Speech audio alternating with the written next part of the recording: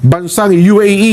Hindi lamang po sa Pilipinas, kundi pati po ang bansang UAE ay nagpadala po ng tawag na UAE Aid Agency, isa pong emergency relief response para po sa mga komunidad na tinamaan po ng magnitude 7.8 na lindol sa Mindanao.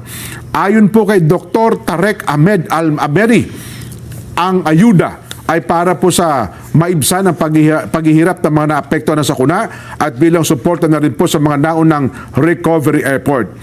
Paliwanag po ni Al-Ameri, ang tulong ay nakabase po sa isang masusing needs assessment na sinasagawa sa pakikipag-ugnayan daw po sa mga kinaukulang otoridad sa bansa upang tukuyin ang pangunahing pangangailangan ng mga nasalanta ng lindol. Ayun. Salamat po sa mga opisyales ng United Arab Emirates. Lahat ng tulong na pwede makatulong sa ating mga kabayan ay mahalaga yun, Nason. Yan.